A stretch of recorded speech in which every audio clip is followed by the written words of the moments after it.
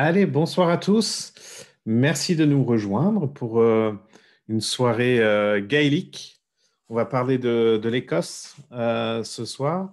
Je m'appelle Marc, je suis le directeur de Study Experience, qui est une agence qui accompagne les étudiants qui ont un projet d'études à l'étranger. Et je suis rejoint ce soir par deux personnes. J'ai Isabelle et Craig de l'université de Stirling, université écossaise. Du coup, ça tombe bien. Et donc qui vont nous présenter dans une deuxième partie de cette présentation, ils vont nous présenter leur université, les programmes possibles. Voilà. Cette présentation est enregistrée, donc vous pourrez toujours y revenir si vous appréciez particulièrement nos échanges. Vous allez pouvoir revoir les parties qui vous intéressent le plus. Et puis, si vous avez des questions, si ça c'est quand même assez important, si vous avez des questions pendant le webinaire, alors vous avez un outil questions-réponses en bas de votre écran sur lequel vous pouvez cliquer, donc du coup poser les questions. On essaiera d'y répondre en direct quand on le peut. Ou sinon, plutôt en fin de webinaire, on prévoit également un temps pour les questions-réponses. Voilà. Donc, n'hésitez pas hein, à laisser à tout moment vos questions dans l'onglet Q&R. Voilà. Je vais partager mon écran et puis on va pouvoir commencer. Tac.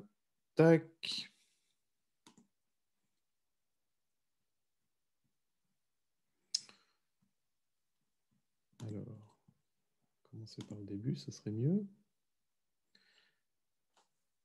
Parfait. Et je vais peut-être même, parce que j'ai quelques petits soucis de bande passante, je vais me permettre de couper ma caméra pendant ma présentation. Puis je pense que ma petite tête chauve n'est pas forcément ce que vous souhaitez voir en haut à droite de votre écran pendant que je parle. Donc comme ça, vous pouvez en profiter amplement. Bon, les études en Écosse. C'est parti. Alors, je vais vous parler, moi, dans un premier temps, de manière assez générale, hein, de cette destination écossaise. On va parler de la destination d'Écosse, on va parler du paysage académique en Écosse, des universités, du type de programme que vous pouvez faire en Écosse et des conditions d'accès, que ce soit les conditions financières notamment ou les conditions d'admission tout simplement. Donc, je vais en avoir pour allez, une petite demi-heure à tout casser. Et puis, je passerai la main à Isabelle et à Craig, qui, voilà, c'est l'opportunité vraiment de voir de plus près à quoi ressemblent vraiment les programmes d'une université écossaise. Et voilà, ils sont à votre disposition aussi pour répondre à vos questions si vous en avez.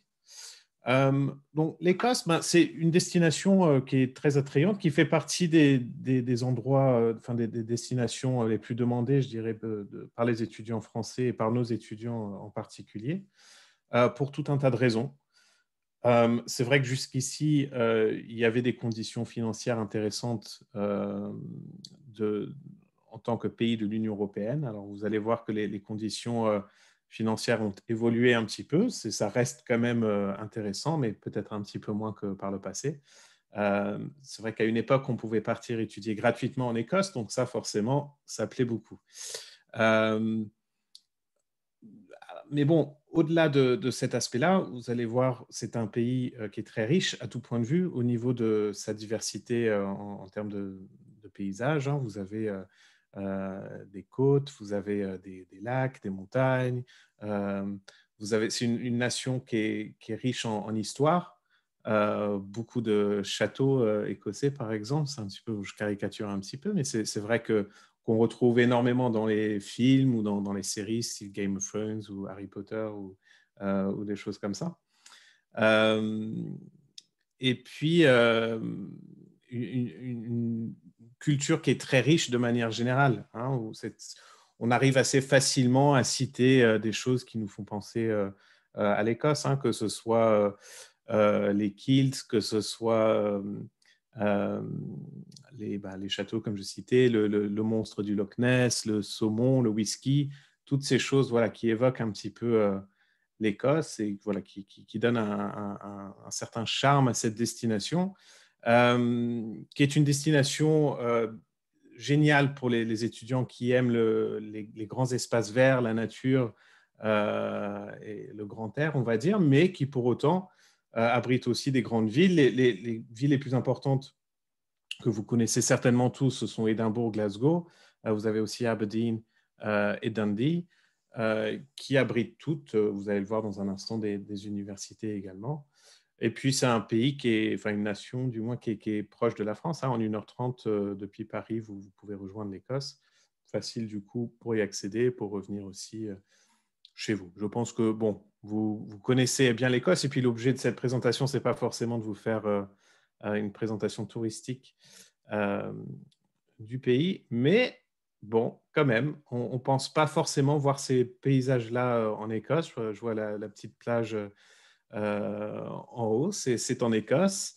Les châteaux que j'évoquais, le train que vous reconnaissez peut-être des films Harry Potter, et voilà, qui ont un certain charme. Hein. C'est clair que quand on pense au Royaume-Uni, aux études qu'on peut faire au Royaume-Uni, aux universités avec ces campus traditionnels à l'ancienne, ça évoque beaucoup de choses, beaucoup de fantasmes et d'idées d'idées reçues qu'on peut avoir des universités britanniques. Et ça, en Écosse, vous allez vraiment pouvoir profiter de cet environnement-là. Avec les légendes de Loch Ness. Vous avez, alors ça c'est une raison très importante de partir en Écosse, vous avez le prince William et, et la princesse Kate, et c'est bien connu, voilà, qui se sont rencontrés à l'université de St. Andrews, qui fera partie des universités qu'on va évoquer dans un instant. Donc voilà, si vous avez envie de rencontrer un prince ou une princesse, il y a de fortes chances que vous retrouviez des membres de la famille royale au fin fond d'une université écossaise quelque part. Mais bon, au-delà de tout ça, au-delà du tourisme et des choses dont vous pourrez profiter là-bas, vous avez aussi un environnement académique qui est très intéressant, très prestigieux. Vous avez quelques universités en Écosse comparées à la taille globale du Royaume-Uni. Vous avez 15 universités, dont certaines parmi les plus anciennes du monde. Hein. St. Andrews, je crois que c'est la troisième ou quatrième plus vieille université au monde, qui a été créée en 1430 à peu près, ou 1431. Les universités d'Édimbourg et Glasgow aussi, voilà, ont quand même une certaine histoire et vont être extrêmement actives en matière de recherche. Une chose que j'ai appris d'ailleurs en faisant mes recherches pour cette présentation, c'est qu'en fait, les universités écossaises sont les plus actives au Royaume-Uni en matière de recherche. Ce sont les universités écossaises qui publient le plus de journaux académiques et de recherche, tout simplement. Vous avez des grandes inventions qui viennent tout droit des universités écossaises ou de l'Écosse de manière générale, le téléphone. Voilà, rien que ça. Les IRM, les machines IRM, tout ce qui est chirurgie mini-invasive, donc ce qu'on appelle keyhole surgery en anglais, ça a été inventé en Écosse. Et puis, vous avez aussi des anciens étudiants écossais de renom, hein, plus ou moins récents. Arthur Conan Doyle, qui est l'auteur de Sherlock Holmes. Vous avez Charles Darwin, on va dire en anglais, ça va être plus simple. Adam Smith, pour ceux qui profitent des cours d'éco de terminale, je pense que vous devez pas mal évoquer cet auteur-là. Peter Higgs, qui est celui qui a découvert le Higgs, je ne veux pas dire de bêtises, Higgs boson particle, quelque chose comme ça. Pour ceux qui sont adeptes de la physique, vous allez pouvoir me corriger dans un instant. J'ai peut-être dit n'importe quoi. Mais en tout cas, voilà, c'est pas rien. C'est quand même des sacrés chercheurs et beaucoup de choses, donc du coup, qui sortent de ces grandes universités écossaises et avec un système qu'on va aussi creuser dans un instant pour que vous puissiez bien le comprendre, mais qui est vraiment propre à l'Écosse, qui est très intéressant à bien des égards et qui, les Écossais du moins vous diront, c'est un système qui a beaucoup inspiré le système universitaire américain, avec notamment, on va le voir, cette possibilité d'étudier de manière très flexible et de combiner différentes matières pendant vos études en fait. Donc, si on regarde un petit peu les universités écossaises, alors il y en a dans la liste, je pense que tout le monde connaît peut-être. d'autres un peu moins. Mais ce que j'ai voulu faire, c'est vous les comparer avec d'autres universités peut-être que vous connaîtrez davantage, pour que vous puissiez vraiment prendre conscience quelque part de la renommée de ces établissements. Peu d'universités, on a dit que 15 établissements, 15 universités écossaises, mais là on en a 8 qui sont listés et qui vont toutes figurer dans le top 500 mondial. Alors, quand on parle du top 500 mondial, c'est déjà très, très bien, hein, il faut considérer qu'il y a quand même plusieurs milliers d'établissements dans le monde. Rien qu'aux États-Unis, par exemple, vous avez 4000 établissements. Donc, quand on fait partie du top 500 mondial, c'est vraiment ce qu'on peut considérer comme étant l'élite. Donc, l'université d'Édimbourg, actuellement, est la mieux classée parmi les universités écossaises. Elle est au même niveau que Yale ou Columbia. Elle a une petite faute de frappe. Il faudrait dire Columbia ou l'Université de Hong Kong, par exemple. Donc, ce n'est pas rien. Le top 20 mondial, là, pour le coup, c'est vraiment hyper, hyper élitiste. Mais bon, à côté de ça, voilà les Glasgow et St. Andrews qui vont compléter le top 100. On va retrouver les premières universités françaises. Ça va être l'ENS Paris-Saclay. Je crois qu'elle est 300e à peu près, donc au même niveau que l'Université de Strathclyde, qui est une université connue notamment pour tout ce qui est commerce et ingénierie, qui se situe à Glasgow. Mais bon, d'autres écoles qu'on nous demande beaucoup, l'université IE à Madrid, par exemple, qui est une très belle école de commerce et qui va être à peu près au même niveau que l'université de Dundee. Concordia à Montréal, encore une fois très connue notamment pour le commerce, qui est un classement équivalent à l'université de Stirling, qui va prendre la parole dans quelques instants. Les écoles de commerce de Rotterdam, pareil, à peu près au même niveau qu'Aberdeen. Donc voilà, des universités peut-être dont les noms vous parleront moins, mais quand même dans le paysage mondial, qui côtoient vraiment les grands noms de l'enseignement supérieur à l'international. Et donc, ce qui est certain, c'est que si vous partez faire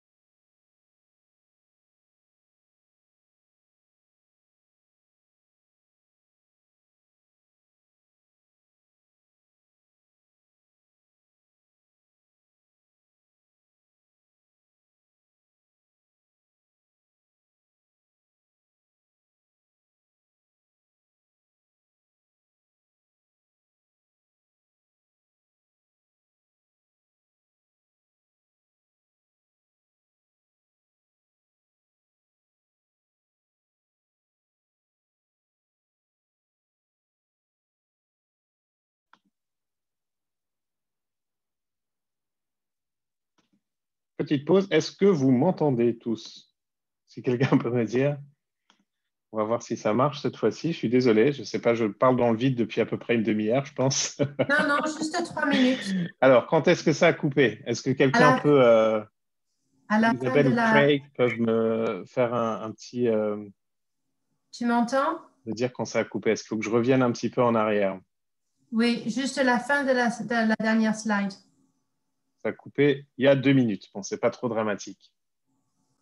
Juste pour ma petite pub, j'étais en train de faire ma petite pub de Study Experience avant d'aller plus loin. Euh, donc, je me permets très rapidement simplement de vous expliquer nos prestations d'accompagnement. On se charge en effet de répondre aux questions des étudiants par rapport à leur orientation à l'international pour vous aider notamment à trouver les bonnes universités, les bons programmes qui vous correspondent. et à monter les meilleurs dossiers possibles pour y aller, à préparer votre départ de manière générale. Et voilà, ça, je voulais vous le dire maintenant par rapport à ce qu'on va dire dans un instant. C'est-à-dire, on va regarder de manière un petit peu plus approfondie le système écossais, comment choisir ces universités, comment postuler, quelles sont les conditions pour que vous puissiez penser à nous contacter si vous avez d'autres questions par rapport à ça par la suite, si on n'arrive pas à tout traiter pendant cette présentation. Voilà. Alors, le système écossais, déjà, comme je vous l'expliquais tout à l'heure, il est particulier, il est un petit peu différent. Et ça, je pense que Craig, dans un deuxième temps, pourra vous parler notamment des diplômes que propose l'Université de Stirling, par exemple, pour que vous puissiez vraiment voir de manière très concrète à quoi ça ressemble.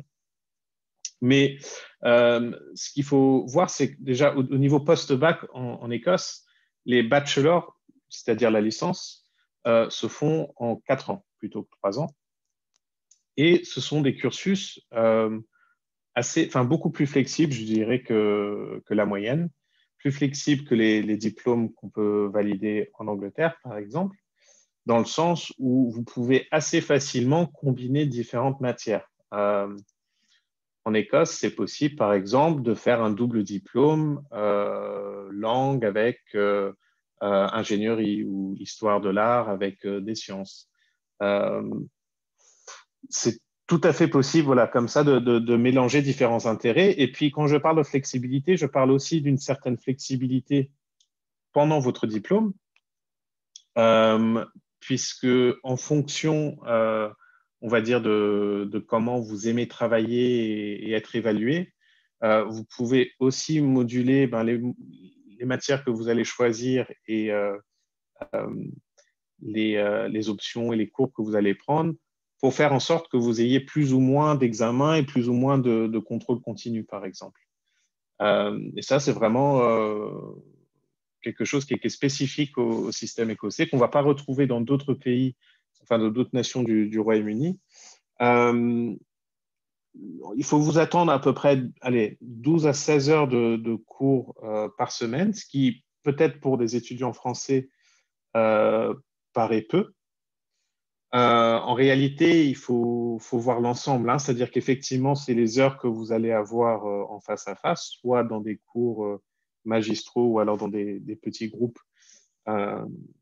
de travaux encadrés, par exemple. Mais vous avez beaucoup de travail personnel à faire. Dans le système anglo-saxon, de manière générale, on va s'attendre à ce que les étudiants arrivent en cours en ayant déjà bien préparé le contenu qui sera abordé ce jour-là, en fait. Donc, il faut avoir fait quelques apprentissages de base en amont, quelques lectures de base en amont pour pouvoir derrière en discuter pendant la classe. Et c'est des classes qui vont être plutôt très interactives en principe. Ce serait mal vu de ne pas participer. Et donc, en fin de compte, voilà, c'est pas si peu que ça. Vous allez vraiment, il faut pas penser que parce qu'on a moins d'heures de cours que ça, du coup, on va se tourner les pouces pendant la semaine. C'est pas du tout ça. Vous avez beaucoup de travail à faire en amont de chaque cours, pas mal de travaux à faire aussi en dehors des cours. Si vous êtes étudiant en sciences ou en ingénierie, par exemple, vous allez passer pas mal de temps dans les laboratoires ou dans les ateliers, par exemple. Vous pouvez avoir des dissertations à écrire, vous pouvez avoir des présentations à préparer ou des projets de groupe à faire. Et puis, à côté de ça, vous avez aussi tout l'environnement et la vie étudiante, quelque part, qui sont très importants, qui font partie intégrante de l'expérience que vous pourriez faire en étudiant en Écosse. C'est-à-dire que oui, il y a les cours d'un côté, c'est sûr, c'est très important, mais vous avez aussi toute la vie étudiante. Et quand je parle de la vie étudiante, je parle de sport, d'associations, d'activités culturelles que vous pourriez faire en parallèle de vos études, en fait. Et puis, ça vous laisse aussi le temps, éventuellement, de faire un petit job. Et je dirais que la plupart des étudiants, en principe, travaillent pour gagner un petit peu de sous à côté de leurs études. Donc voilà, c'est un tout. Il faut voir le tout. Hein. Pas vous fixer sur le fait qu'il y ait relativement peu d'heures de cours. C'est pas forcément représentatif de l'expérience globale que vous pouvez faire.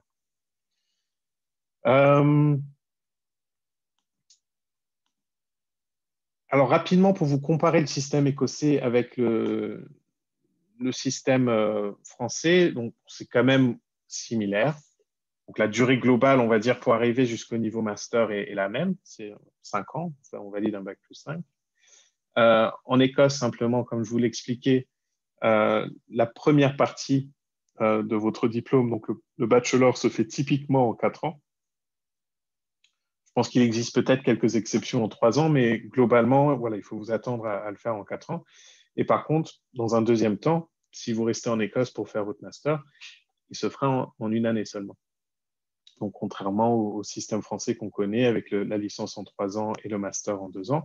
Alors, ce qui est bon à savoir aussi, c'est que si vous avez validé une licence en France en 3 ans, vous êtes éligible aussi pour postuler au programme de master en Écosse et qui se font, là, pour le coup, en 1 an seulement. Donc, vous gagnez du temps. Hein. Ça, c'est l'un des avantages du système britannique de manière générale, c'est que, voilà, à l'issue de votre licence en France, vous pouvez partir faire un master au Royaume-Uni et le valider en 1 an. Et vous pourrez rentrer 1 an plus tôt sur le marché de l'emploi.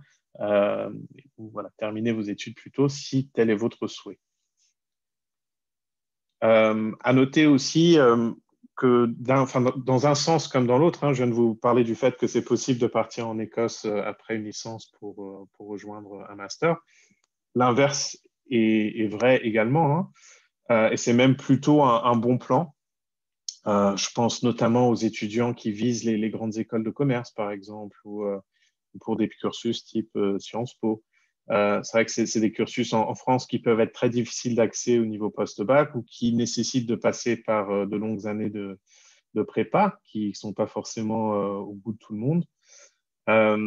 Bien, vous pouvez aussi envisager de partir faire la première partie de vos études à l'étranger. Donc, en Écosse, en l'occurrence, pourquoi pas partir valider votre bachelor en 4 ans. Et derrière revenir en France. Et voilà, vous avez par le biais des admissions parallèles la possibilité de rejoindre ces grandes écoles au niveau master en ayant contourné tout le système des prépas et tout le système des concours, puisque à ce moment-là, en fait, l'admission se fait sur dossier et non plus sur concours. Donc c'est plutôt un très bon plan en réalité. Alors, en Écosse, qu'est-ce qu'on peut étudier? Bah, écoutez, à peu près tout. Hein. Mais c'est vrai que bon, c'est un pays qui quand même se distingue dans certains domaines. On pense effectivement à tout ce qui est médecine, biomédecine, s'il y en a parmi vous qui s'intéressent à cette filière-là, tout ce qui est environnement, voilà, sciences de la vie, marine, des sciences marines. Sterling, en l'occurrence, je sais qu'elle est particulièrement cotée dans ces domaines de l'environnement, des sciences marines, justement du sport aussi. Ils vont vous en parler dans un instant. Mais bon, après, je suppose que ce qu'il faut surtout retenir avec le système écossais, c'est que potentiellement, vous pourriez combiner aussi de domaines. Alors, c'est plus difficile avec certaines choses. Par exemple, si vous voulez faire des études de médecine, vous n'allez pas faire un double diplôme médecine-ingénierie, ça, c'est pas possible. Mais vous pourriez très bien faire sport avec commerce, par exemple, ou ingénierie avec un petit peu de relations internationales. Sur le principe, je pense que c'est tout à fait envisageable. Et alors, en Écosse, comme partout, vous allez aussi avoir différents types d'universités qui vont être plus ou moins attrayants, je dirais, voilà, en fonction de ce que vous souhaitez faire. Vous allez avoir les anciens établissements style St. Andrews ou Édimbourg ou Glasgow qui vont vraiment être les grosses écuries, on va dire, et très investis dans la recherche. Ce sont des établissements où il faut vous attendre, voilà, une approche plus traditionnelle, plus académique, moins pratique peut-être à certains égards, comparé à d'autres universités plus récentes comme Strathclyde, comme Stirling, comme Heriot-Watt, où vous allez peut-être retrouver davantage l'esprit d'une école d'ingénierie ou d'une école de commerce, par exemple, si vous vous destinez à des études un petit peu plus pratiques. Les établissements qui privilégient la recherche, ce n'est pas forcément les établissements qui excellent en matière d'enseignement. Et ça, je pense que c'est important de le souligner quand même, parce qu'on va beaucoup évoquer les différents classements ou les accréditations que peuvent avoir certains établissements. Et ce qu'il faut savoir, c'est que pour être bien classé à l'international, il faut surtout être très performant en matière de recherche, en fait, et pas forcément sur d'autres tableaux tels que l'enseignement, tout simplement. Et quand on se rend compte que certaines universités vont mettre le paquet sur la recherche et que les chercheurs eux-mêmes sont surtout motivés par la recherche, par leur recherche et peut-être moins par l'enseignement, ça peut jouer dans l'expérience d'un jeune. Je pense surtout aux étudiants qui partent après le bac. C'est souvent plus judicieux de viser des établissements peut-être moins connus, peut-être un petit peu moins bien classés, mais où l'enseignement est vraiment central et où les enseignants sont enseignants avant d'être autre chose. Ce ne sont pas des chercheurs qui font un peu d'enseignement par défaut, en fin de compte. Ce qui peut impacter le choix de l'université, ça va être le coût des études. On va en parler dans un instant, évidemment. L'environnement aussi, si vous préférez être dans une grande ville, par exemple, ou plutôt à l'écart. Une université comme St. Andrews, que beaucoup citent, elle est vraiment, pour le coup, très à l'écart. Donc, il faut aimer ça. Il faut pas que ce soit un frein de se dire voilà, que la ville la plus proche Édimbourg, en l'occurrence, ça va être aller à 1 heure de route. Donc, voilà, si c'est important pour vous d'être dans une ville, plutôt certains établissements à cibler au-dessus d'autres. Vous pouvez regarder la taille des classes aussi. Ça, je pense que c'est une statistique qui est importante et qu'on regarde pareil, pas forcément suffisamment. Et vous pouvez très facilement l'obtenir. D'ailleurs, sur le site des universités, en principe, c'est mis en avant ou dans certains classements, ils vont en parler. C'est le ratio entre les étudiants et les professeurs. Donc, plus ce ratio va être faible, mieux c'est quelque part au niveau de la taille des classes. Si vous êtes dans une université où vous avez en moyenne 10 étudiants pour un professeur, vous n'allez pas y faire la même expérience que dans une université où vous avez en moyenne 40 étudiants par professeur. Voilà, peut-être une chose à considérer aussi quand vous ferez votre choix d'établissement. Alors, pour partir en Écosse, différentes conditions. On va parler de l'aspect financier. J'ai vu pas mal de questions défiler en amont de cette présentation sur la gratuité des études en Écosse. Ça, malheureusement, c'est quelque chose qui n'est plus d'actualité depuis le Brexit. C'est quelque chose auquel les Européens avaient accès au niveau post-bac pour les programmes de bachelor, du coup. Mais voilà, qui malheureusement a sauté avec la sortie du Royaume-Uni de l'Union européenne. Donc aujourd'hui, les étudiants européens sont redevables des frais de scolarité internationaux au même titre que les étudiants américains ou africains ou chinois ou autres. Alors, ces frais de scolarité-là peuvent varier de manière assez significative selon les établissements. Il y en a quand même pas mal qui se sont engagés à maintenir des frais de scolarité équivalents aux frais européens qui étaient pratiqués par exemple en Angleterre, donc des frais de scolarité dans les eaux de 9-10 000 euros à peu près. Mais bon, vous en avez d'autres aussi qui sont nettement au-dessus. Je ne vous cacherai pas que les plus prestigieuses, enfin les plus connues en tout cas, Édimbourg, Glasgow, St. Andrews, voilà, ils vont toutes pratiquer des frais de scolarité qui se situent plutôt dans l'estimation haute de ce tableau. Par contre, bon, il faut toujours faire le budget global. Je pense que c'est important pour avoir une idée de ce que peut vraiment représenter cet investissement, puisqu'au-delà des frais de scolarité, vous avez le coût de la vie. Et en Écosse, le coût de la vie est quand même nettement moins cher, par exemple, qu'à Londres. Vous pouvez vous attendre à payer peut-être 30% moins cher au quotidien en étant résident en Écosse plutôt qu'en étant dans la capitale à Londres. Après, il y a le billet d'avion qui ne sera pas délirant. Ou le train, vous pouvez aussi aller en Eurostar et puis ensuite prendre le train de Londres jusqu'en Écosse directement. Il y aura un visa à faire pour les Européens qui partiront en 2021 et au-delà, qui coûte à peu près 400 euros. Il faut prévoir une assurance santé. Et dans tous les cas, vous pouvez travailler. Ce n'est pas une obligation, évidemment. Mais c'est vrai que ça fait partie quand même intégrante de la culture de la vie étudiante au Royaume-Uni. Et la plupart des étudiants, en réalité, travaillent. Les étudiants internationaux, donc qui ont un visa, peuvent travailler jusqu'à 20 heures par semaine pendant l'année scolaire et à peu près le double pendant les vacances scolaires. Donc, en moyenne, on peut espérer toucher à peu près 1 000 € par mois en travaillant, en faisant un job étudiant. Ça peut être plus, ça peut être parfois moins. Mais voilà, en bas, vous avez une estimation basse et haute de ce que peuvent représenter les études en Écosse, à tous les niveaux, hein, que ce soit au niveau bachelor ou master. Je pense que voilà, on s'y retrouvera à peu près dans cette fourchette-là. Et puis, au-delà des moyens financiers, ce que vous allez aussi avoir comme condition pour partir, c'est les conditions académiques, en fait, tout simplement. Et donc, typiquement, pour partir en Écosse, post-bac, vous devez fournir vos relevés de notes depuis le bac. On va vous évaluer sur la base d'une lettre de motivation, éventuellement une lettre de recommandation. On va vous demander un test d'anglais.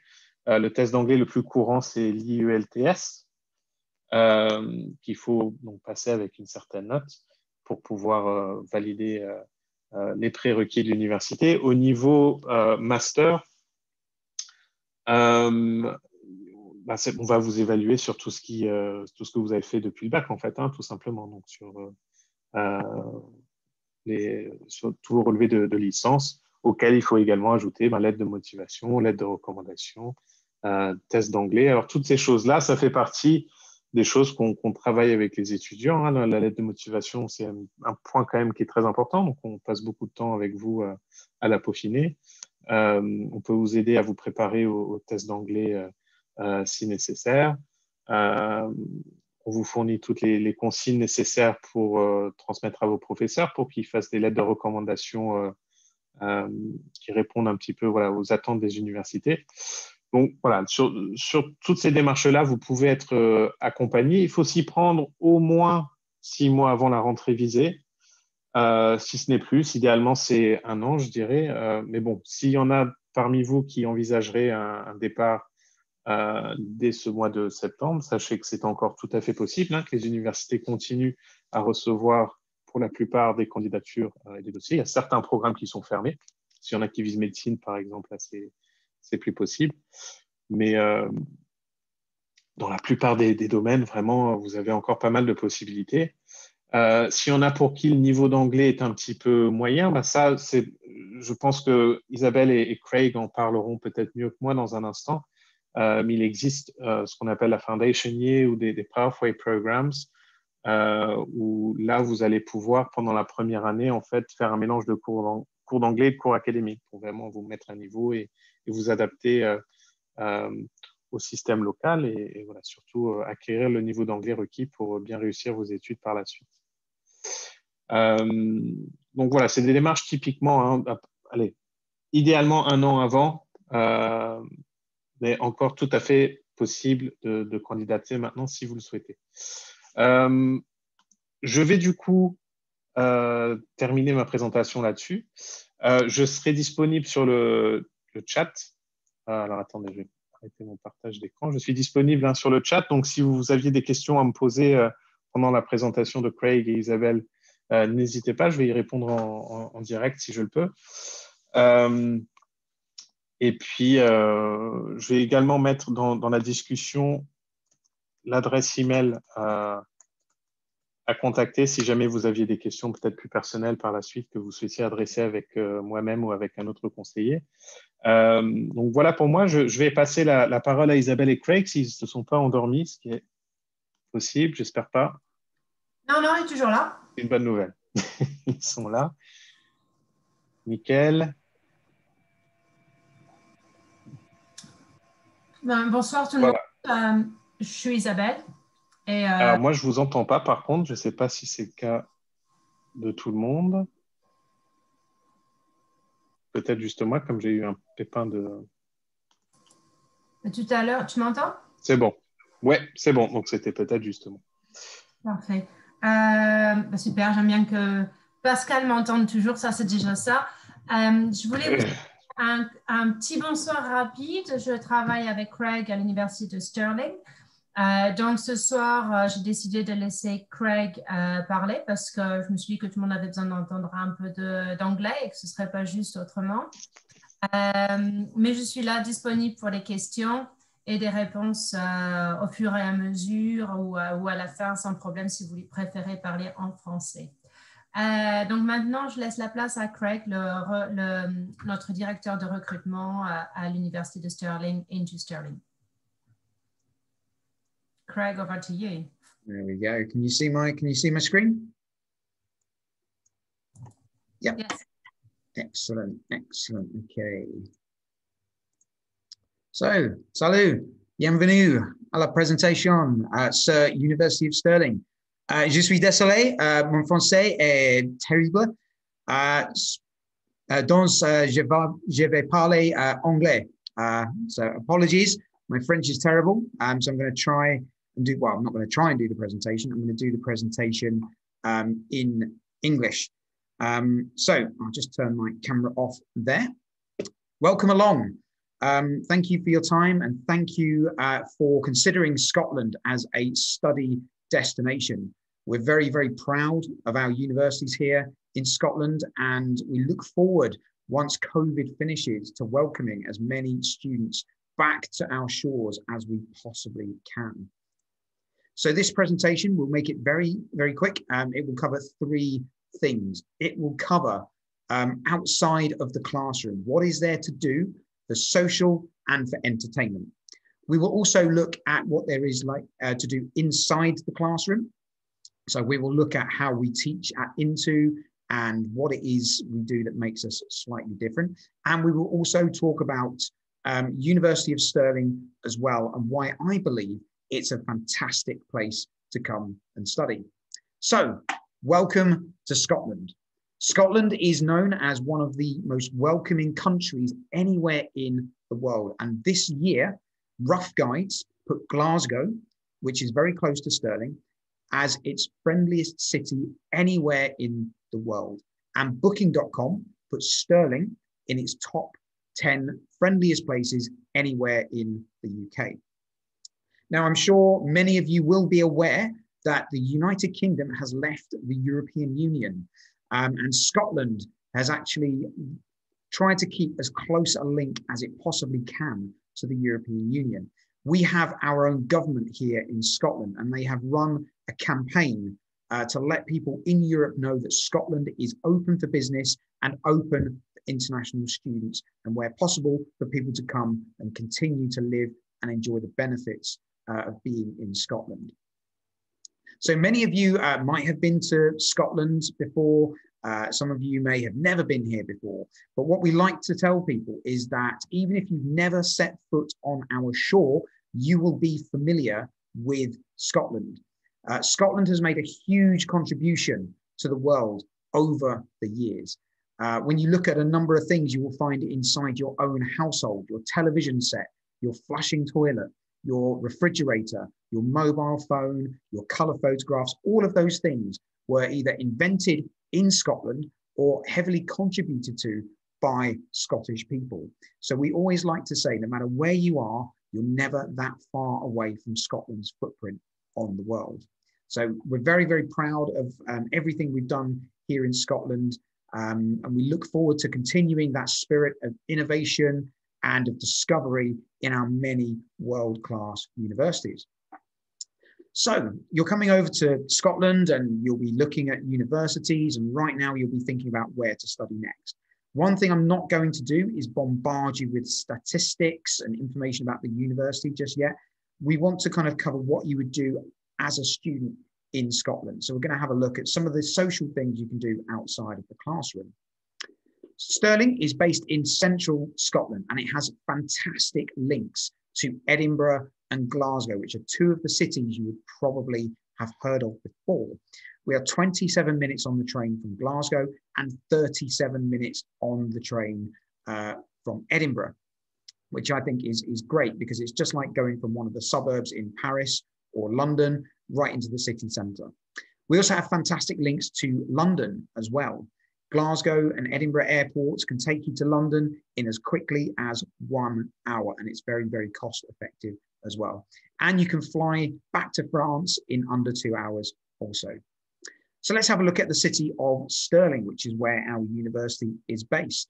Stirling has a population of 100,000 people. So it's a very small city in comparison to a number of places you may be looking at. But what this means is that it's a great place to come and learn about British culture and also learn about the English language as well. In Stirling, everything is within walking distance because we are a small city. So I live in the city centre of Stirling and I do not own a car. There is fantastic bus links. The rail station is right in the city centre as well. And the campus is a 30 to 35 minute walk away. Or you can get the bus and it will take you 10 minutes. We have a beautiful campus at Stirling. It's first in the UK and 5th in the world for campus environment. It really is a stunning place to come and study. We have a lot of cafes in Stirling. We have a very, very strong coffee culture, and all of these cafes can be found in the city centre. And any time of the day, you will turn up and there will be students with their laptops and their books studying. So we very much like to celebrate our cafe culture here in Stirling. We also have a range of museums and galleries because Stirling is a place rich in history and it played a prominent part in the development of modern Scotland.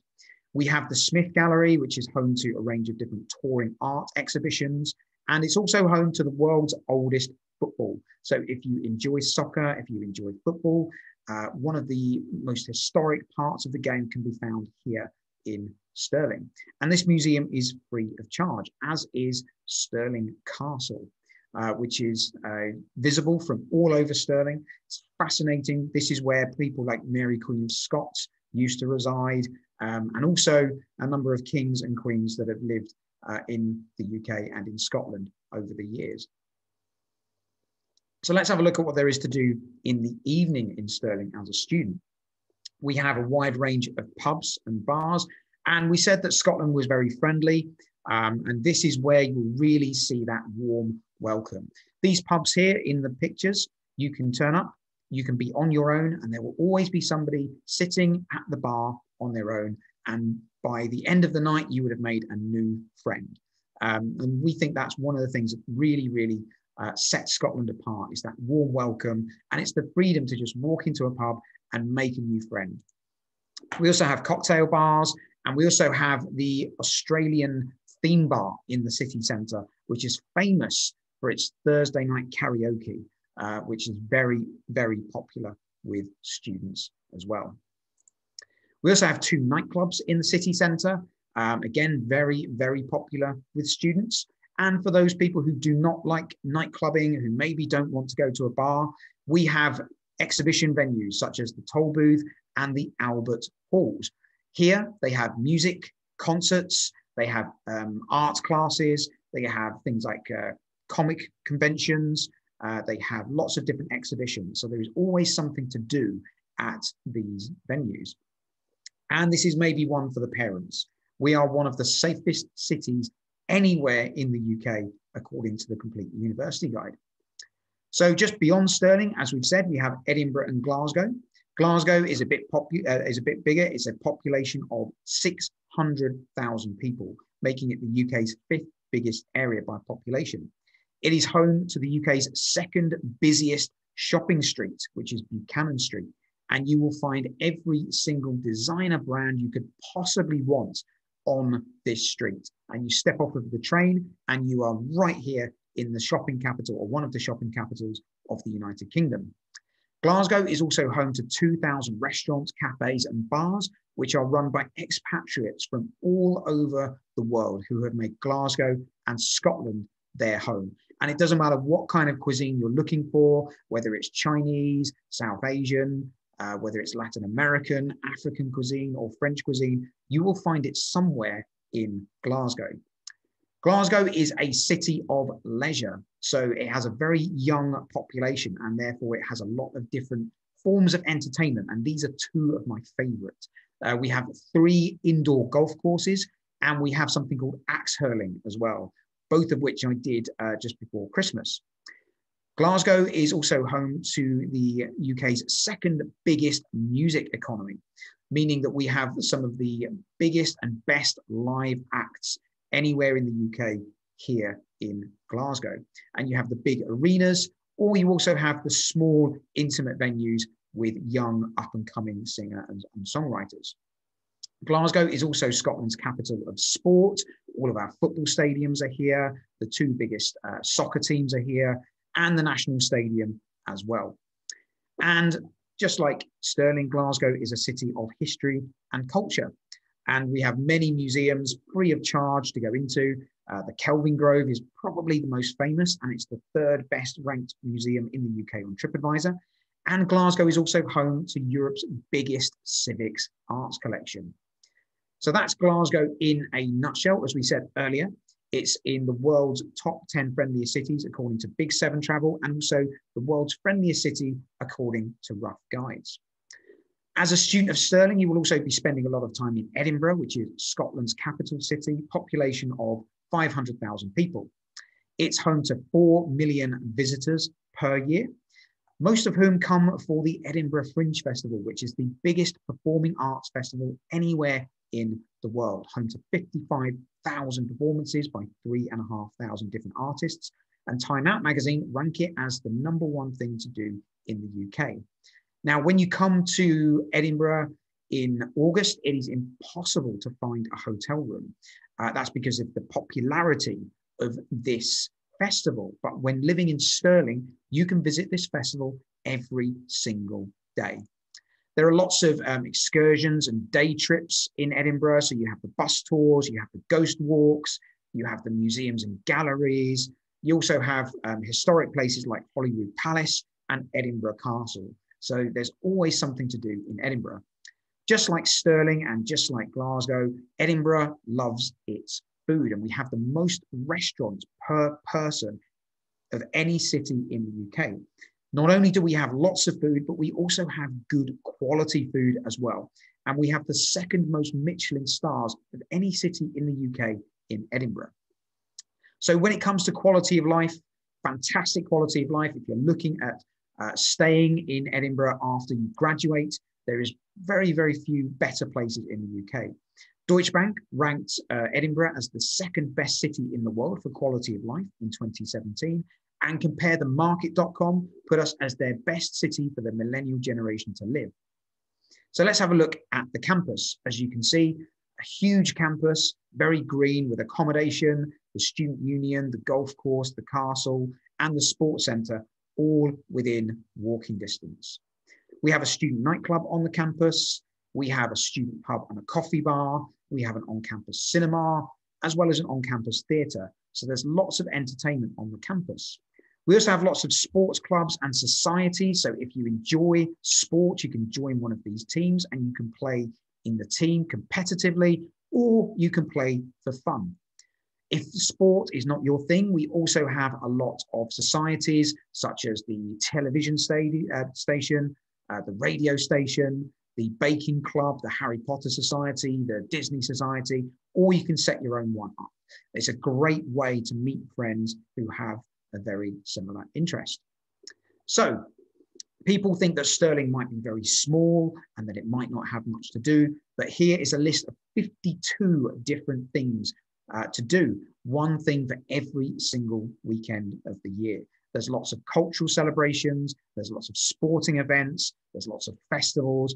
I always say, whenever you come to Scotland, and in particular the centre of Scotland, where you'll find Stirling, Edinburgh and Glasgow, you will never, ever be bored. It is one of the most vibrant student experiences and lifestyles you can experience anywhere in the UK. And that is one of the reasons why we are in the top 20 for student satisfaction. We have some of the happiest students anywhere in the UK here at Stirling. So let's have a look at what happens inside the classroom at Stirling. So we like to equip our graduates with the skills that employers are looking for. And they include practical skills like critical thinking, assignment planning, resilience, communication, debating, teamwork, and problem solving, because various surveys have shown us that these are the skills that employers value the most. If you don't like examinations, then Stirling is the place to come. We do have some examinations, but we have a range of other assessment methods as well.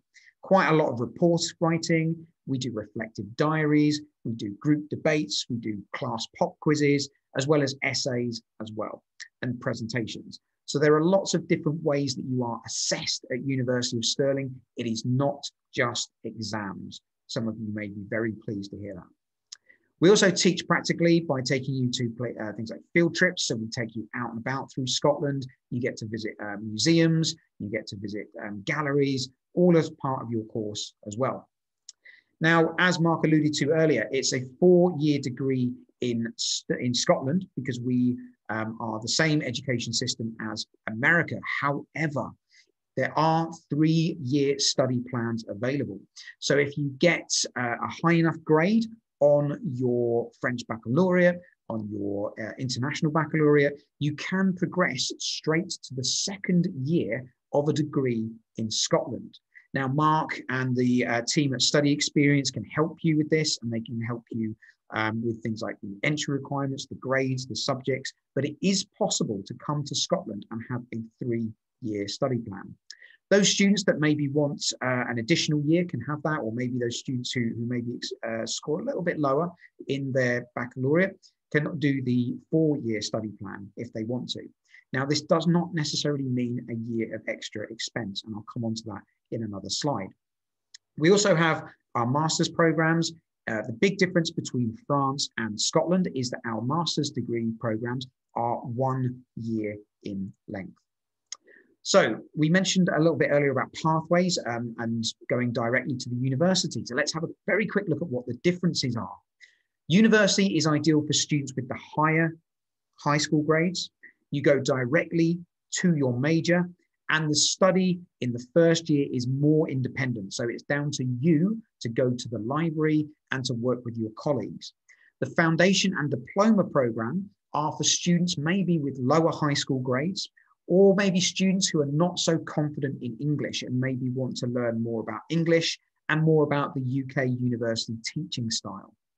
There are more teaching hours on the foundation and diploma and more hours in class, more contact with the teachers, and there is a little more focus on academic English, which includes essay writing and presentation. So again, it's ideal for students that wish to increase their skills in essay writing and maybe want to build confidence standing up in front of people and speaking English and presenting information. The foundation and the diploma also gives you an opportunity to change your major or your university if you change your mind. So it's not so much as a commitment as going directly to the university. But Mark and the team at Study Experience can give you that help if you wish. The University of Stirling is ranked fantastically. We have 18 different subject areas in the top 20 in the UK league tables, and they include things like economics, business, accounting and finance, politics, education, marketing, sports science, and media and film.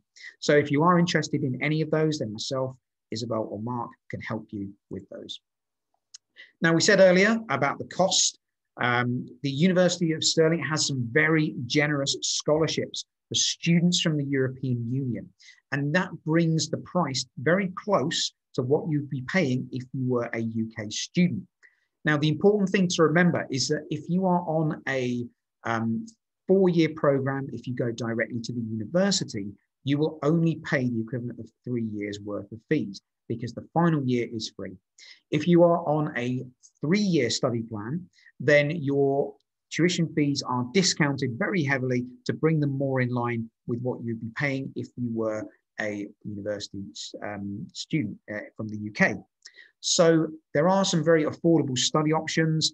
Again, Mark, Isabel, myself, we can give you some advice and guidance on the fee structure moving forward. But just to let you know that when you see the international fees on university websites, that might not necessarily apply to you. And a lot of universities have EU scholarships and EU pricing, which is different to the international students. So it's always worth inquiring if you can. At Sterling as well, we also like to think to the future. So we're always looking at where industries are going and where the jobs will be of the future. And I'll give you some examples now. Within our business degrees, we have options to study the business of esports.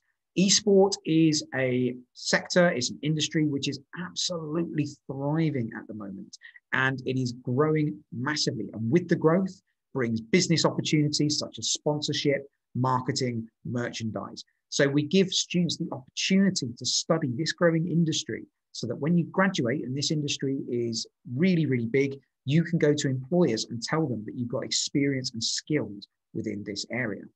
Just like sports branding and sports management, many of you will be familiar with, you'll see these sorts of advertisements all over the place. This is an absolutely huge growth industry. And again, within our business degrees, you have the opportunity to study these really exciting and huge modules. Within the world of computer science, drones at the moment are becoming huge. And so we've embedded projects around drones within our computer science degree, again, to give you that opportunity to experience this growth industry. Just like with smartphones, tablets, and other technology, we are embedding modules on apps and app development within our computer science degree as well. So again, a great opportunity to take advantage of this growth industry. One of the things we're very proud of in Scotland is our employment record when it comes to graduate employment. 95% of graduates from Scottish universities are in work or further study after 6 months of completing their degree. But more importantly, graduates are using their skills and their knowledge for graduate level employment.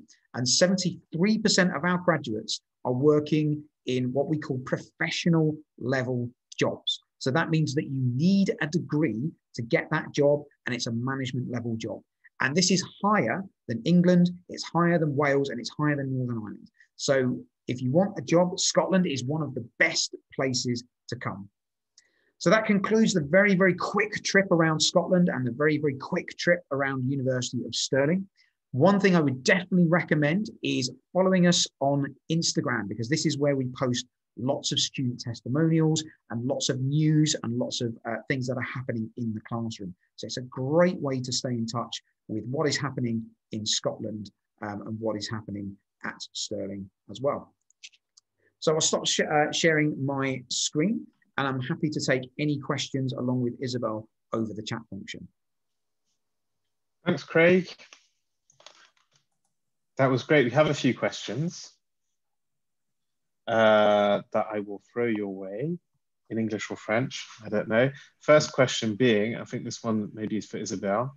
What is Into? What is Into? Alors, Into, c'est un réseau d'universités britanniques et américaines qui se sont mises ensemble pour offrir un support un peu plus spécialiste pour les étudiants étrangers. C'est la façon la plus facile que j'ai de décrire. Quand on est à l'école, quand j'étais à l'école et que j'allais passer à l'université, tout le monde me disait « Oh, c'est dur, ça va être dur l'université » parce qu'il y a un grand écart entre l'école et l'université dans un même pays. Et si vous rajoutez en plus de ça la différence culturelle d'être dans un autre pays où on parle une autre langue, c'est un peu plus compliqué. Alors, c'est sûr qu'on peut avoir un très bon niveau d'anglais à l'école, mais moi, je me rappelais que même avec mes 6 heures ou 8 heures d'anglais par semaine, ce n'était pas suffisant pour apprendre à parler.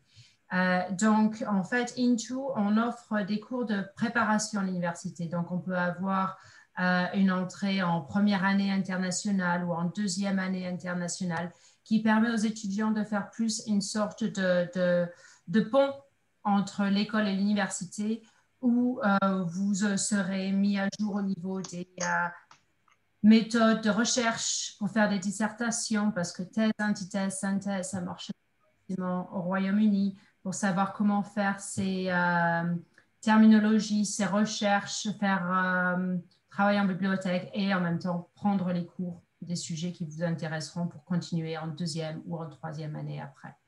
Donc, en fait, voyez ça plus comme un centre, oui, comme Marc a dit, un centre de préparation universitaire sur les campus partenaires. Donc, on a des partenaires à Newcastle, Exeter, Manchester, East Anglia, à côté de Norwich et aussi à Stirling. Donc, c'est pour faire en sorte que lorsque vous arrivez, vous savez où vous allez et vous ne vous perdez pas sur un campus étranger, vous ne savez pas où aller. Merci Isabelle. Peut-être quelques questions aussi en lien avec le financement.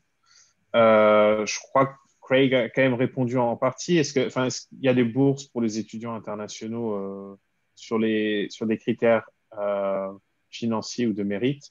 Oui, enfin, je peux y répondre direct. Enfin, il y a des bourses, pas énormément quand même, mais bon, sauf avec soit ça va être de mon expérience en tout cas, soit ça va être des bourses un petit peu disponibles pour l'ensemble des Européens quelque part, comme ce que fait Sterling, avec des frais de scolarité un petit peu plus abordables à ce niveau-là. Isabelle, je ne sais pas si tu es d'accord sur ce point-là. Ça dépend des universités à Stirling. C'est ça. Scholarships, so just to integrate Craig. So à Stirling, les bourses sont de 5 000 livres par an et la dernière année est gratuite, comme disait Craig. Donc, ça fait sur les 4 ans d'études que vous aurez à Stirling, vous n'en paierez que 3. Il est aussi possible, selon les notes, parfois de considérer l'entrée en deuxième année directement à Stirling. Dans ces cas-là, les bourses sont de 5 000 par an. Avec Into, on a aussi pas mal de bourses pour aider justement les étudiants internationaux là où il n'y en aurait pas forcément en entrée directe. Donc, par exemple, à Stirling, vous aurez droit à une bourse de 4 000 livres pour l'entrée en première année internationale et deuxième année internationale, ce qui ne rajoute pas de temps au programme. Et après, selon les universités, certaines universités britanniques, écossaises, galloises, irlandaises dans le Nord ont maintenu des prix qui sont équivalents aux prix européens d'avant, mais il y a très, très peu d'universités qui font ça. Il y aura des bourses soit académiques, soit des bourses sur frais, comment tu dis ça, des frais, des critères européens. Oui, les critères sociaux, des choses comme ça pas trop, ça, il n'y en a pas des masses quand même, il faut quand même être clair là-dessus. Au Royaume-Uni, max, c'est 2 000 ou 3 000 livres. Au niveau master, c'est quoi les frais de scolarité en moyenne à peu près, à Stirling en l'occurrence? Stirling, c'est 40%. Craig, I think. Pas la bourse, mais les frais de scolarité. The scholarships and the tuition fees at Stirling for masters at Stirling, it's about it's 40, so it's 40% discount for EU students. So that brings it more in line with what the UK students would be paying. But on average, I would say it's around 18,000 pounds is about the average. And then take 40% off of that, which is Ah oui, donc en moyenne, voilà, dans une université comme Stirling, compter à peu près 20 000 euros, je suppose, de frais de scolarité. Mais les Européens ont taxé cette année à 40% de réduction là-dessus, donc c'est quand même pas négligeable du tout. Mais je dirais que oui, de manière générale, en Écosse, peut-être la moyenne des frais de scolarité au niveau master, ça va être entre 15 et 20 000 euros à peu près. Mais bon, tenez compte aussi du fait qu'il n'y a qu'une seule année à faire. Hein.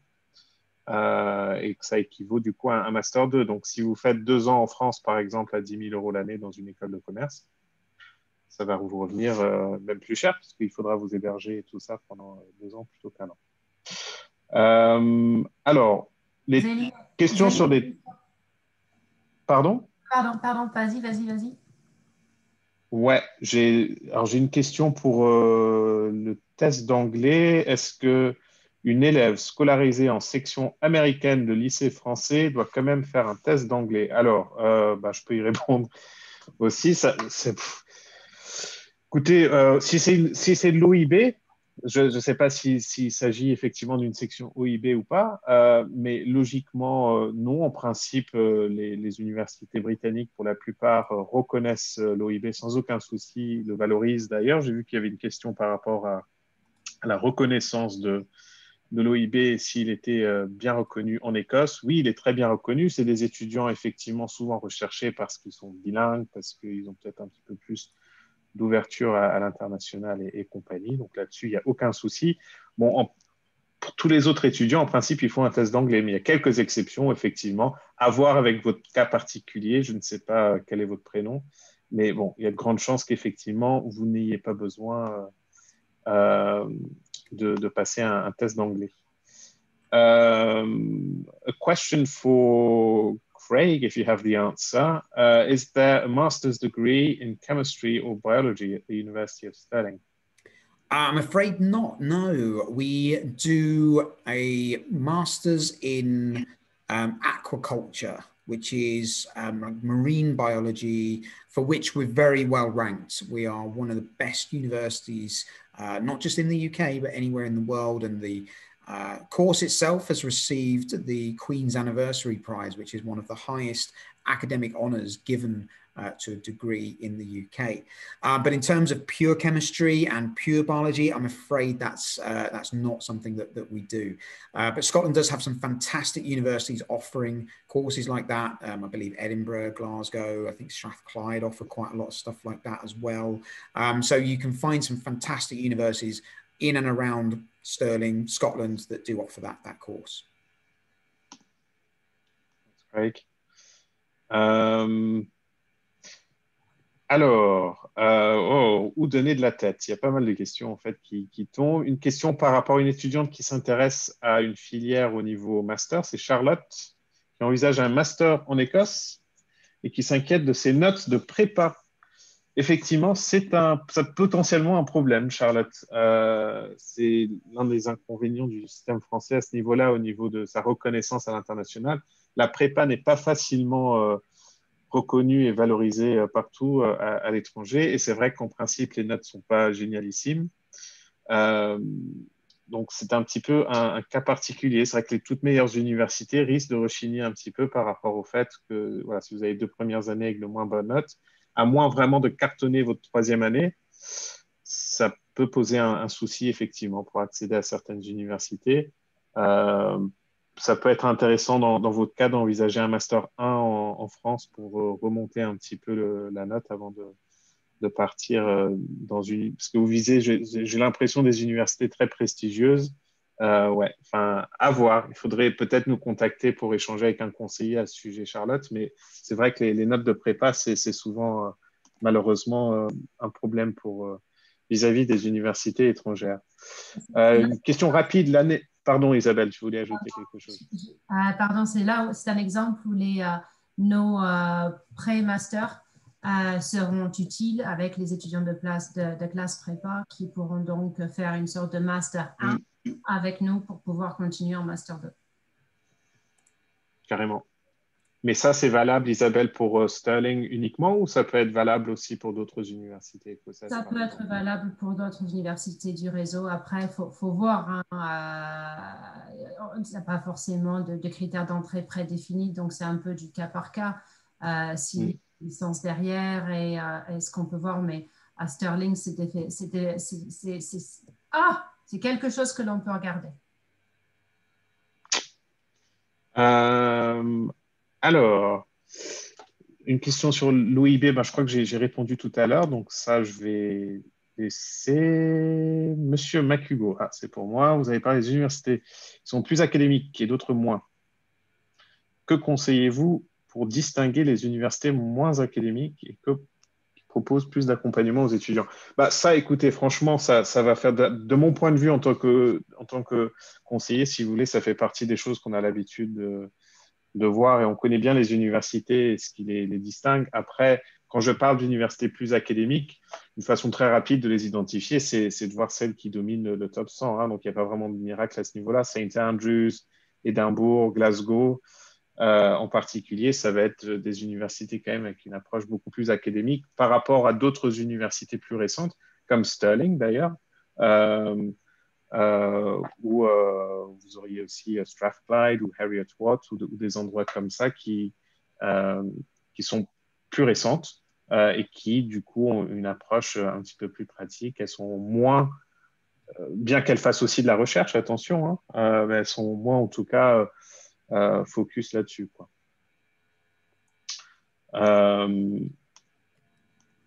Alors, à Stirling, Doit-on se spécialiser dès la première année ou est-ce qu'il existe des cursus de type liberal arts comme aux USA?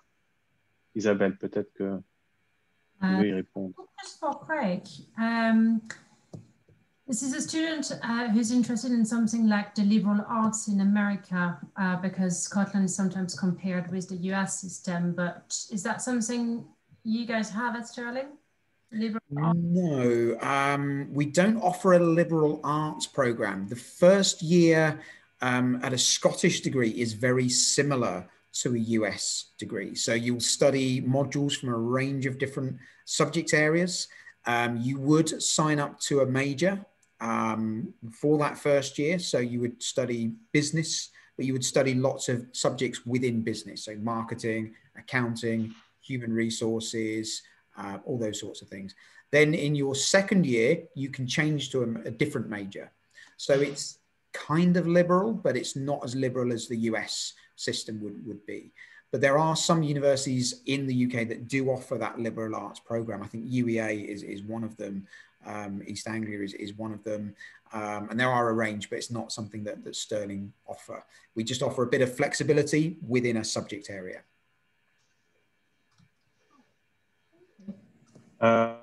What's campus life like in Stirling? Is there accommodation? Yes. Question from Amandine. Yes. So we have accommodation on the campus, which is right next to the lecture theatre. It's right next to the student nightclub. It's right next to the student coffee bar, the pub, all of those things. It also has a doctor and it has a dentist on the campus as well as the sports facilities, the gymnasium, the swimming pool.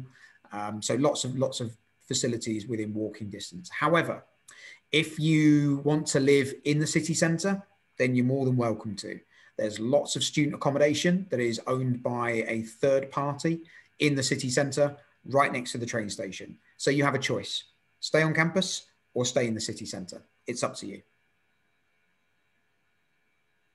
Et souvent, on garantit les résidences universitaires pour les étudiants qui viennent d'en dehors de l'Écosse. Comme ça, vous n'avez pas besoin de vous poser de questions à savoir où, quand, comment. J'ai visité les appartements quand ils ont été lancés il y a 4-5 ans.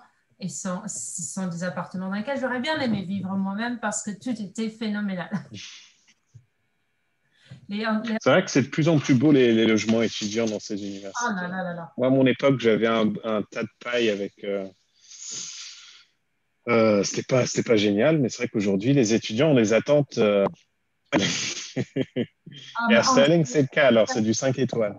Se lever, se baisser pour les étudiants qui seraient en fauteuil roulant, entre les télés qui font tous les très grandes pour regarder les matchs de foot, c'est absolument hallucinant.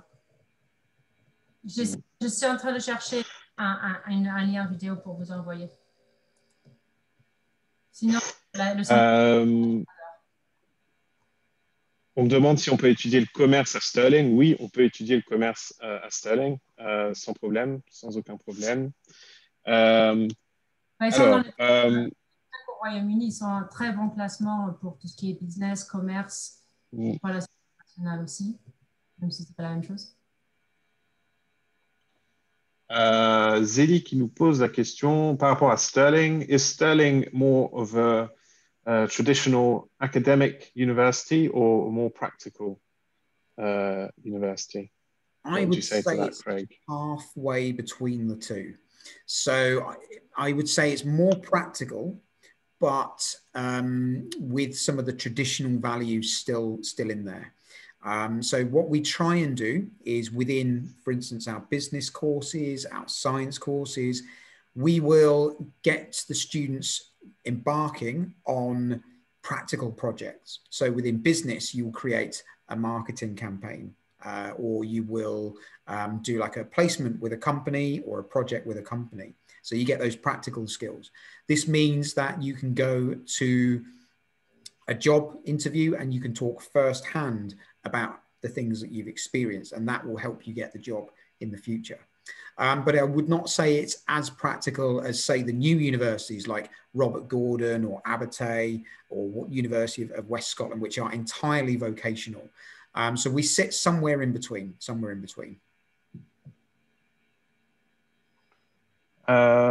What about language studies? English, Japanese? Which universities can you study languages? In lots of universities. Vous pouvez étudier les langues un petit peu partout. Does Sterling do language studies or not so much? Yes, we do. We have French, Spanish. I believe we have Japanese in there as well. And there's one other one that I always forget. It might be German, I think it is. But we do have some language studies, yes. Plus ou moins toutes les universités écossaises vont proposer un volet linguistique à un moment donné, et puis que vous pouvez faire soit à 100%, ou en combinant avec un autre domaine, encore une fois, comme vous pouvez faire japonais avec relations internationales, par exemple. Après, c'est en fonction des intérêts que vous avez, c'est tout à fait possible. Alors, une question un peu spécifique là, par rapport aux différences de notation. Je suppose que c'est par rapport au cas particulier du bac cette année et l'année dernière vis-à-vis de la situation Covid. Oui, enfin, globalement, les universités, je veux dire, sont sensibles au cas particulier des étudiants en ce moment. Hein. Donc, après, il faut simplement apporter des éléments de contexte quand c'est nécessaire. Alors, voilà. Je sais tout ce que je peux dire par rapport à ça. Après, ça dépend aussi un petit peu de l'offre et la demande. Donc, si on parle par exemple d'une université comme St. Andrews qui typiquement peut demander 17 sur 20 aux étudiants au bac, cet établissement a suffisamment de demandes pour pouvoir vraiment limiter les admissions aux étudiants qui ont validé ces conditions-là, en fait, si vous voulez. Un peu comme Oxford, Cambridge ou Harvard ou des établissements comme ça. Voilà, ils ne vont pas être hyper souples au niveau des critères d'admission, mais de manière générale, quand même, il y a quand même une certaine bienveillance, je dirais, de la part des services d'admission en ce moment. Et voilà, c'est toute une question de contexte et de cas particuliers. Tu voulais ajouter quelque chose, Isabelle? Oui, non, tout à fait. Non Il y a beaucoup plus de tolérance d'une certaine manière parce que bon, tout le monde a souffert de la pandémie actuelle, mais aussi en même temps, on s'est rendu compte que beaucoup d'étudiants font très très bien en ligne, on peut s'en sortir de très bonne manière. Donc on fait beaucoup d'évaluations, on regarde un peu tout, on discute pas mal pour faire des tolérances là où on peut, mais là où on peut pas, on a aussi c'est pour ça qu'on a aussi les premières années internationales et les deuxièmes années internationales pour permettre de fermer le... Oui, ouais, carrément. Est-ce que les universités proposent psychologie? Oui, bien sûr. Alors, ceci dit, avec un point, parce que c'est Romane qui pose la question, je crois je déduis d'une autre question qu'elle est peut-être plus intéressée par des masters. Attention avec psychologie, parce que souvent, un étudiant français qui souhaite aller étudier la psychologie au Royaume-Uni de manière générale doit passer par la case Conversion Course. C'est-à-dire qu'il faut... votre licence de psychologie française ne va pas forcément vous permettre d'accéder directement au master de psychologie britannique. Il faut faire une espèce d'année transitoire que vous pouvez faire et qui vous permet d'accéder ensuite au programme qualifiant. Chose un peu différente, je pense, au programme de prépa, mais peut-être que Isabelle va me contredire là-dessus. Je ne sais pas s'il y a des... C'est différent, hein. Pour la psychologie, oui, au niveau master, Ouais. pour les étudiants internationaux, ça risque d'être beaucoup plus compliqué maintenant à cause des visas. Ouais. Parce que souvent, ces cours de psychologie après la conversion sont à temps partiel avec un stage ou une sorte d'emploi. Donc, un volet pratique. Il faut avoir un emploi et un visa d'employé d'abord. Et après, il n'est pas possible d'étudier à temps partiel là-dessus. Donc, ça risque d'être bien compliqué.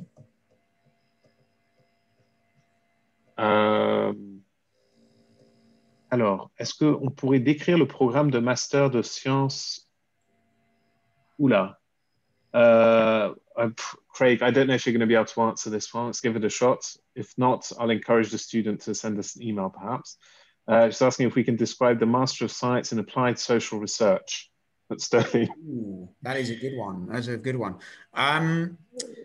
What I'll do is there is a link that I can send. I'll put it in the chat now, which will explain the course a little bit more.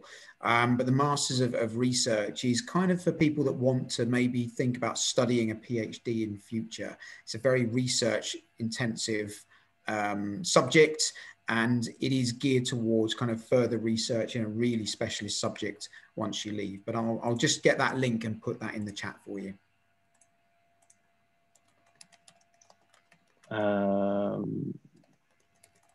Oui, n'hésitez pas. Hein, quand vous avez des questions, oui, pardon, Isabelle. I can also see in the chat, there's also lots of questions there, and they're asking Craig whether classes have started face-to-face yet. Not yet. So we have in Scotland our own autonomous government. So we're slightly different from England on the domestic front. At the moment, classes are all online, and that's what the Scottish government have told us to do. They've not yet given us any indication as to when classes will go back face-to-face. However, we're hoping for an announcement very, very soon. In May, things like bingo halls can open, indoor hospitality can open, cinemas and things like that. And so we're hoping that that also means that university campuses might be open soon. But we're very optimistic. All of the numbers COVID-wise are heading in the right direction.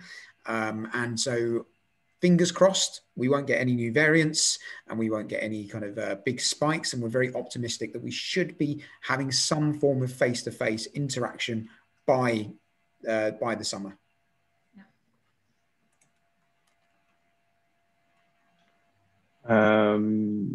Alors, Amandine, je pense que votre question est peut-être plus personnelle. Là, pour le coup, je vous inviterai vraiment à peut-être à nous contacter pour le coup directement chez Studi Experience. Je vais vous remettre l'adresse dans le chat.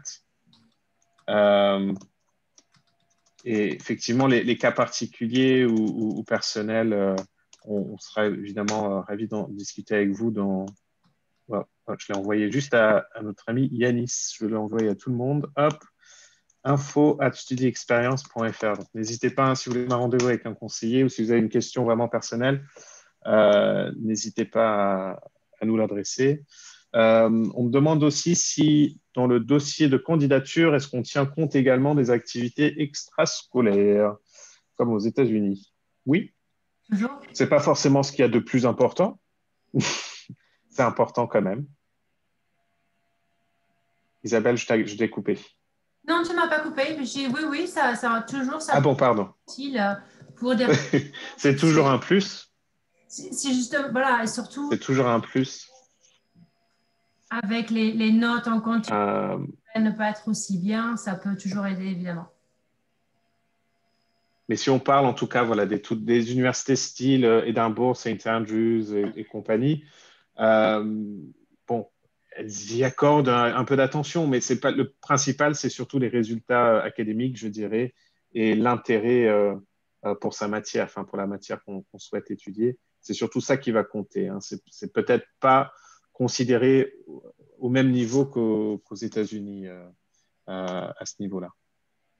Alors, on me demande, Zélie me demande si on obtient le même diplôme avec un International Year One ou un Foundation Diploma qu'en faisant le parcours normal à Stirling, par exemple. Tu peux répéter? Isabelle. Ah, pardon. Est-ce qu'en faisant le International Year One, donc si on intègre Into en faisant la International Year One, est-ce qu'en fin de compte, au bout des 3 ans, on a le même bachelor qu'un étudiant qui est rentré dans la première année normale du bachelor? Absolument. C'est exactement la même chose. C'est exactement la même chose, sauf que ça peut être plus court si on rentre en première, deuxième année internationale, ou alors vous aurez de meilleures notes, parce que mieux préparé, et donc vous pouvez aller plus loin. Voilà. Oscar qui me demande comment on s'inscrit en Écosse. Ben, ça dépend du niveau d'études. Si vous postulez au niveau post-bac, en principe, on passe par la plateforme UCAS, qui est l'équivalent de Parcoursup en France. Si avant le niveau, enfin, si vous vouliez faire une année de International Year One, par exemple, ou de Foundation, là, c'est différent. On postulerait directement à l'établissement, donc à Stirling, en l'occurrence, pour vous inscrire par ce biais-là. Non, Isabelle? Il vaut mieux s'inscrire directement par toi pour Stirling. Ça fait un 6e choix UCAS et vous aurez... Ah, donc on peut. Ah, très bien.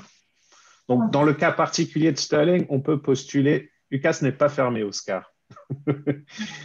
C'est pas fermé, c'est encore possible de postuler via UCAS, mais voilà, en tout cas, certains programmes n'acceptent plus les étudiants.